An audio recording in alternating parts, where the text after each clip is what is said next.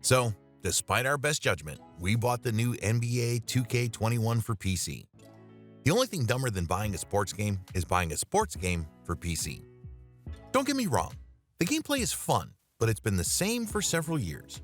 The only positive change worth mentioning is the new aiming mechanic, which makes the skill ceiling a bit higher if you master it, but why bother if you can cancel it and just cheese your way through the game with all the OP builds you have and the numerous exploits available to you. If you take NBA 2K21 out of context and as a standalone game, it's probably a decent 7 out of 10. If you played any of the previous versions of the game, you would know that a 5 out of 10 would be a very generous score. It's a well-known fact that most sports games rarely receive any meaningful updates between installments and are usually just a roster update with enough changes to make you think you're buying a new game. NBA 2K21 takes it to a whole new level with the lack of meaningless updates and ignoring issues that have been plaguing the game for several years. Let's start off with the obvious elephant in the room, which is the fact that NBA 2K21 is probably the most pay-to-win AAA title in the world, with every element in the game being designed to make you want to buy VC so you don't have to go through that slow grind that will take you hours before you can go online and be viable enough so people would just want to play with you, let alone win a game. The first offender is the neighborhood. There's a huge trend in gaming right now where every game needs a social space, which is not inherently bad and it can make the game way better if done right. The neighborhood in 2K is just the worst aspects of having a social space in a game without any of the benefits. Instead of having an option in the menu where you can collect your sponsorship money, you need to physically walk to your agent's office. Same goes for buying clothes, tattoos, haircuts, shoes. Why? Because why would you do that when they can slow down your grind even more so they can make you buy their virtual currency? The worst aspects of the neighborhood come into play in the parks. First of all, forget about having a decent game or people not running away from you like you got the Rona if you have an overall below 80, which would take you several hours to get there or a quick purchase of some VC. All that could be avoided if you have a quick play match making menu where you're assigned a team randomly so you can actually play the game online without everyone running away from you like the plague.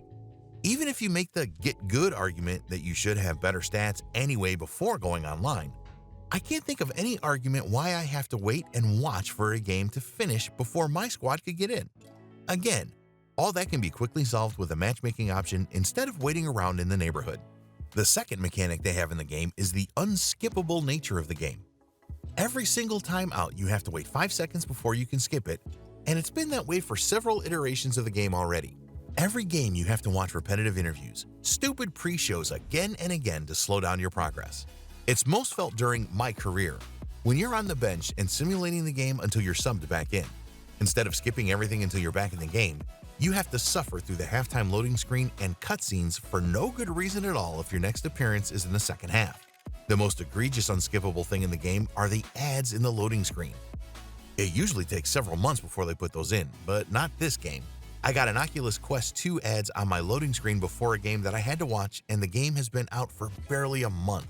The next thing you probably won't notice is the illusion of easier progress every year with the game seemingly being less grindy because you can edit the badges this year. You probably didn't notice that the price for your attributes, clothes, and animations are a lot higher to compensate for it. The most annoying part of 2K21 is the bugs.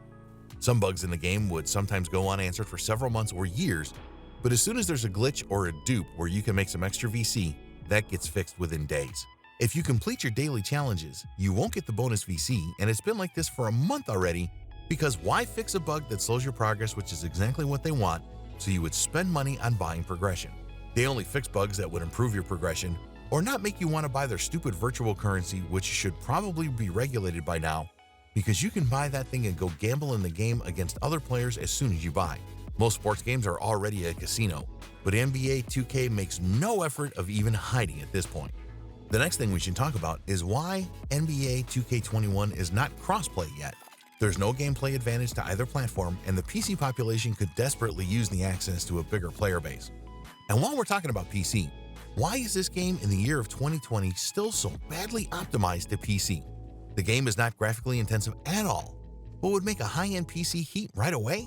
Why is the UI so terrible and limited? Why can you only change certain settings like the graphics when you're only in the main menu and not inside a game? Why, after 6 years already, they haven't made those quality of life updates and fixed their terrible servers?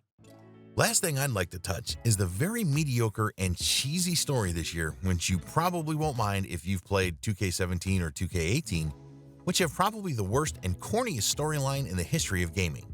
They always sign on big names as voice actors like Michael Kenneth Williams this year, but they have yet to make a good story mode. To sum it all up, NBA 2K21 is a AAA pay-to-win game that is plagued with bugs and badly optimized. The only optimization in the game is how they designed it to slow you down at every turn, so you would shell out more money and buy their stupid virtual currency. 2K is taking advantage of the lack of decent competition in the genre, and the fact that no matter how bad the game is, people would buy this over-glorifying roster update every single year, and nothing will change until 2K will see their bottom line shrinking. But what do you guys think? Leave it in the comments and make sure to like the video on your way down there. If you're new to the channel, subscribe and turn on the notification bell so you won't miss any of our future videos. Thank you guys for watching. Good luck and have fun.